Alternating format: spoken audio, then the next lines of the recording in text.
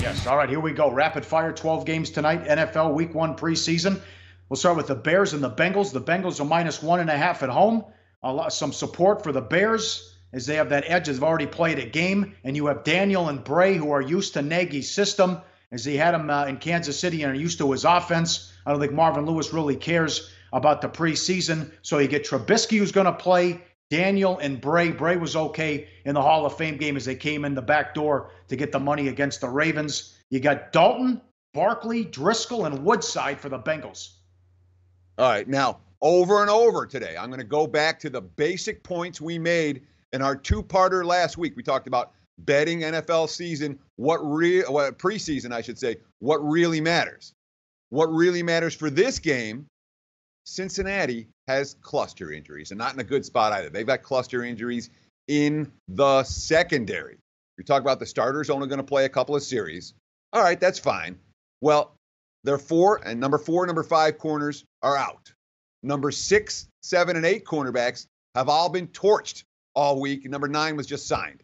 So when you talk about the starters out of the game for the Bengals, you can expect some issues for them in terms of pass defense. That's not necessarily good news for a favorite against a team with a pair of decent backups. That being said, the long-term track record for the team that played in the Hall of Fame games in Week 1 is not particularly good. I think that's why we haven't seen more money come on the Chicago Bears. But the nuance of that has changed. I know we're doing quick hitters, and I won't go this long on every game, but the nuance has changed. The Hall of Fame game used to be a Sunday, and then you have to turn around and play on Thursday.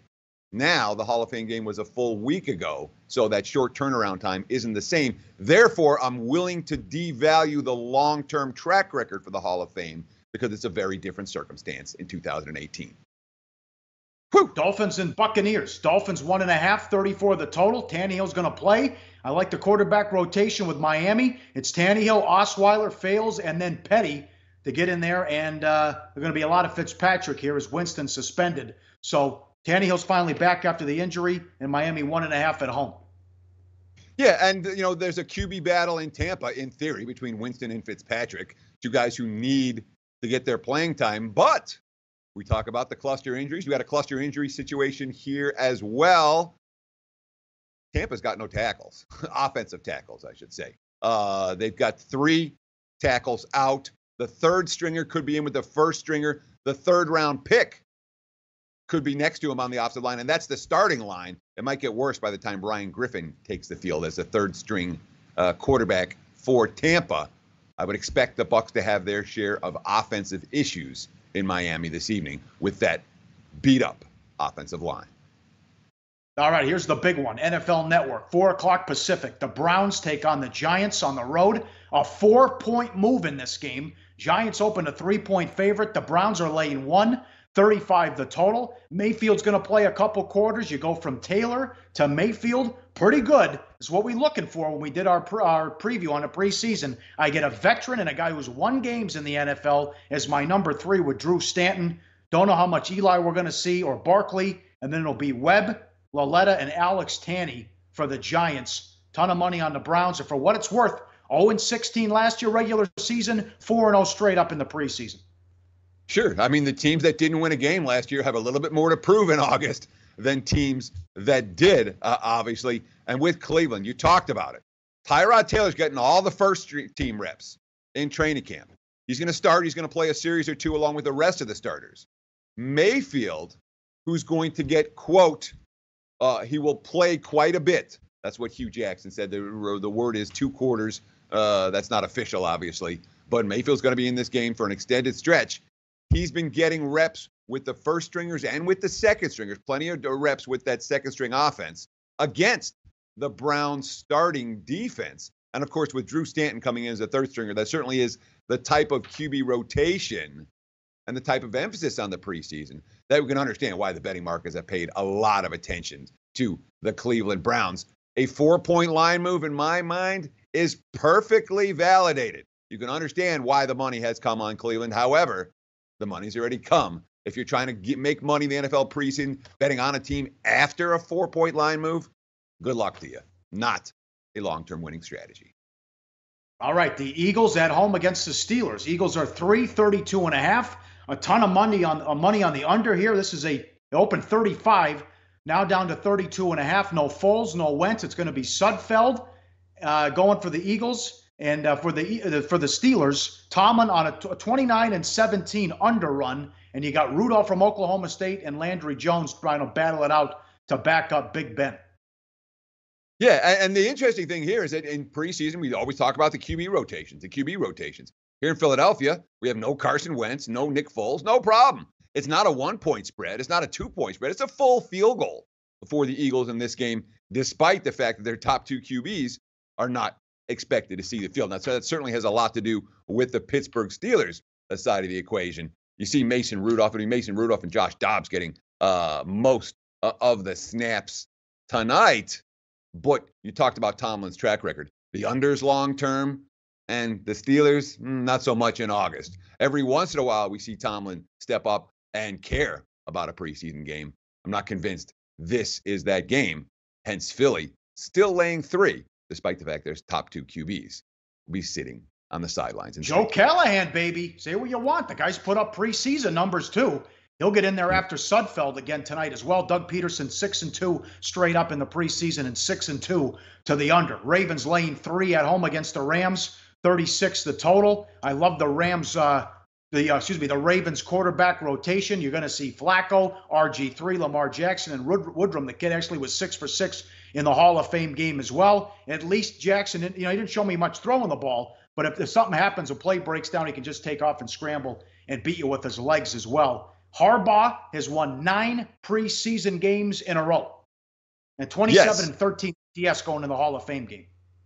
Although Harbaugh failed to cover as a favorite in the last game, and of those 9 preseason games in a row, the Ravens were dogs in 6 of them. Yeah, if you bet it late, points very often. That's all I'm going to say. Is that it's a Baltimore situation where the markets clearly see that John Harbaugh has a bet-on track record. We're not seeing Baltimore in the most profitable roles in August anymore. And Harbaugh said this is his week 1. He's not looking like his team got anything accomplished last week. He said they're going to approach it like this is their first preseason contest. That means the starters likely to play only a single series. And oh, by the way, we talk about the backup QB battles that we like to see. We've got a backup QB battle in L.A. Sean Mannion battling Brandon Allen. There's talk that Luis Perez could be in that mix. But it's a situation for the Rams where they need to see what the backups can do. Sometimes you see more downfield passes in the second half of these games. I'm not excited about laying with Baltimore tonight. Patriots at home against the Redskins. New England's 3, 37.5 the total. Belichick, 57-36 to the over in the preseason. Again, he's gone over 6 in a row, and he scored not even close last year. 31-24, 27-23, 30-28, 40-38. So you see there's some over support here, and for what it's worth, the Redskins on a 16-6 ATS run, and Jay Gruden's been strong week 1 preseason. He sure has. I mean, it's worth noting when we talk about the Patriots overs last year, for example. That's Garoppolo. And Garoppolo's not there anymore, obviously. In fact, we're going to see a lot of Danny Etling tonight, the kid who didn't get the job done at Purdue, didn't get the job done at LSU. Was he a 7th-round pick? The New England fans will get their chance to rip on Etling the way that LSU fans did last year, though Brian Hoyer likely to see a good sample of first half work tonight. We do have a backup QB battle in D.C., Colt McCoy against Kevin Hogan. One would think McCoy's going to win that job, but certainly they want Hogan to move up. He wasn't particularly impressive in the preseason last year. There's a kid with a little bit of something to prove here in August. And a backup battle in Green Bay. They're at home against Tennessee. Pick 'em 34.5. Rodgers not expected to play. He was running the scout team the other day. And you got Kaiser and Hundley battling out for the number 2 job. And with Tennessee, I don't know what Vrabel's going to do. Here's your new coach angle. It's strange. A team goes to the playoffs and wins a game, but they cleaned house with the coaching staff. And I don't blame them. There wasn't a lot to like about the previous coaching staff in Tennessee, except for that they got to the postseason finally. But it wasn't a lot. They got to the postseason. Everything about Tennessee last year in terms of their playoff run, it felt more lucky than good, and that's why their line is an 8-win team this season. You talked about the backup QB job in Green Bay. And yes, it's Huntley versus Kaiser, but it's a different nuance here. This is going to be a 4-game backup battle. No one's going to be announced as the backup QB until probably after the preseason. So for week 1 tonight, what are we going to see? The 4th stringer, Tim Boyle, is expected to get extended second half playing time for Green Bay. That's not a guy I want my money on in a pick 'em price ballgame. Yep, you got the Saints and Jags as well coming up at 4 o'clock Pacific. I don't have much on that game. That's intriguing because both teams have Super Bowl expectations after great years ahead last year. Chiefs 2.5 at home against Houston, 34 the total. I like both QB rotations here. You have Watson expected to play. He's back for the Texans. Then you have Whedon, Joe Webb. You got Stephen Morris as well. And with the Chiefs, Mahomes, who's thrown a ton of interceptions in the practice, backed up by Henne and McGloin. Yeah, I mean, this is your ultimate bet on backup QBs. There's not a single guy that I'm going to talk about that you'd want as your starter in the regular season. Not a one of them. You want Brandon Whedon? God, no. You want Joe Webb? Not a chance. You want Chad Henne? No. Matt McGloin?